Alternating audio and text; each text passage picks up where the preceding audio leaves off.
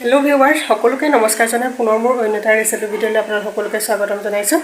আজি ভালমান দিন হ'ল ভিডিঅ' দিয়া হোৱাই নাই, ভাবিলোঁ আজি ভিডিঅ' এটা দিওঁ। তাকে আজি দুপৰীয়া ভাতৰ সাজনো কেনেকৈ কি যোগাৰ কৰিছোঁ তাৰে ভিডিঅ' লৈ আহিছোঁ। আপোনালোকে ভিডিঅ'টো শেষলৈকে চাব, সকলোবোৰ জানিবই। তেতিয়াহ'লে আহক ভিডিঅ'টো মাজলৈ যাওঁ। এয়া কাচকল লৈছোঁ, ভাবিলোঁ আজি কাচকলৰ কোফটা বনাই খাওঁ। এটা চচপেন লৈছোঁ, তাতে পানী দিছোঁ আৰু কাচকলটো মই দুপিচ কৰি 3টা কাচকল লৈছোঁ বনাবলৈ। এতিয়া মই বইল হ'বলৈ দিম। বেছি সময় নালাগে, 10 মিনিটমান বইল হ'লে ধুনীয়াকৈ সিজি যায়। কাচকলৰ বাকলিটো মানে নুগুচাকৈ এনেকৈ দি দিছোঁ। কাচকলৰ বাকলিটো গুচাই দিলে ক'লা পৰি যায় যে, সেইকাৰণে ভাল নালাগে। ইয়াৰ লগত দিবলৈ বিলাহী, পিঁয়াজ, আদা, ৰচুন মই মিক্সাৰ জাৰত দি ল'ম। আনফালে বাচন এটা লৈছোঁ, এয়া কাচকল বইল কৰি হৈয়ে গৈছে। ধুনীয়াকৈ আঁতৰাই লৈছোঁ বাকলিখিনি। এয়া চাওকচোন, অকণমানো মানে ক'লা ভাৱটো অহা নাই, ধুনীয়াকৈ বগা পৰি আছে। এই বাকলিটো থৈ দিলে মানে ক'লা পৰি নাযায় মানে। এই কাচকলটো থাকিলে মানে বনাবলৈ একো চিন্তা নাথাকে আৰু চব কৰি খাব পাৰি যে। বইল কৰিও খাব পাৰি, পিটিকা কৰিও খাব পাৰি। একেবাৰে পাতল কৰি চিপছৰ নিচিনাকৈ খালে বেছি ভাল লাগে ন, ফ্ৰাই কৰি। তেনেকৈ খাই বেছি ভাল লাগে, চাহৰ লগতো খাব পাৰি তেতিয়া। এতিয়া সকলোবোৰ এনেদৰে বাকলি আঁতৰাই লৈছোঁ। এতিয়া ভালদৰে মিলাই ল'ম।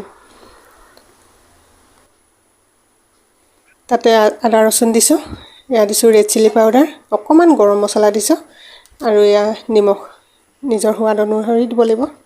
এতিয়া ভালদৰে মিলাই ল'ম। বহুত দিন হ'ল ভিডিঅ' দিয়া হোৱা নাই, ভাবিলোঁ আজি দিওঁ। ইয়াৰ লগতে পিঠাগুড়ি দিছোঁ, আপোনালোকে বেচনো দিব পাৰে, মই কিন্তু পিঠাগুড়ি দিছোঁ। এতিয়া ভালকৈ মঠি ল'লোঁ। এতিয়া হাততে অকণমান তেল লগাই লৈছোঁ। এতিয়া ধুনীয়াকৈ এটা শ্বেপ দি দিম। পিঠা বনোৱা নিচিনা শ্বেপ দিছোঁ মই, আপোনালোকে বেলেগ কিবাও দিব পাৰে। এতিয়া ৰেডি হৈ গৈছে। আনফালে কেৰাহী পাতি দিছোঁ, তাতে তেল দিছোঁ। তেল গৰম হ'লেই নহয়, আনফালে এপিচ এপিচ কৰি দি দিছোঁ আৰু। বেছি সময় নালাগে, খুব কম সময়ৰ ভিতৰতে হৈ যায়। কাচকলৰ কোফটাটো খাবলৈ খুব ভাল লাগে ন। যিসকলে মানে খাবলৈ বেয়া পায় কাচকল, এনেদৰে বনাই খুৱাবচোন, খাবলৈ খুব ভাল পাব। এয়া হৈ গৈছে, এতিয়া নমাই ল'ম। আনফালে সেই একেখিনি তেলতে আকৌ বনাই লৈছিলোঁ যে পেষ্টটো, বিলাহী, পিঁয়াজ, আদা, ৰচুন দি তাক দি দিছোঁ।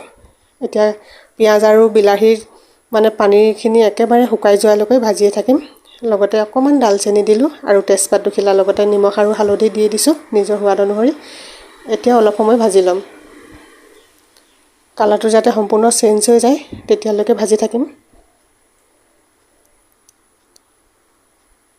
এতিয়া মছলা দিছোঁ। মছলাখিনি পানীত অকণমান মিলাই লৈছোঁ। গৰম মছলা, জিৰা, ধনিয়া, ৰেড চিলি পাউডাৰ, যিখিনি বেছিক মছলা আৰু। এই মছলাখিনি দিয়াৰ পিছতো অলপ সময় ভাজি লৈছোঁ।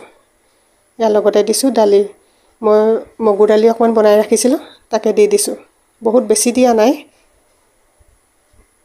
এতিয়া ওপৰতে বৰকেইটা দি দিছোঁ। এতিয়া উতল আহিলে মানে হৈ গ'ল আৰু, বেছি সময় নালাগে। কোফটা ৰেডি হৈ গ'ল। আনফালে বনাব লৈছোঁ পিটিকা। এয়া পিঁয়াজ কাটি লৈছোঁ মিহি মিহি কৰি। তাতে দিছোঁ মই শুকান জলকীয়া 6-7টামান দি দিছোঁ। তেলত প্ৰথমতে অকণমান ভাজি ল'লোঁ, তাৰে অকণমান তেল দি দিছোঁ। নিমখ দিছোঁ আৰু অকণমান দিছোঁ ৰেড চিলি পাউডাৰ, কিন্তু শুকান জলকীয়াখিনি বেছি জ্বলা নহয় যে, সেইকাৰণে ৰেড চিলি পাউডাৰো অকণমান দি দিছোঁ। লগতে নেমু অকণমান চেপি দিছোঁ। এতিয়া ভালকৈ এইখিনি মিলাই ল'ম।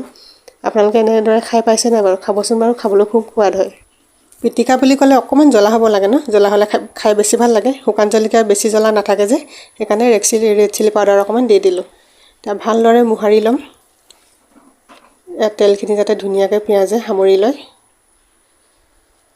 এতিয়া আলু পিটিকা হওক বা বেঙেনা পিটিকা, যি পিটিকা হওক, ইয়াৰ অকণমান দি মানে মিলাই ল'ব লাগে, খাবলৈ খুব সোৱাদ হয়।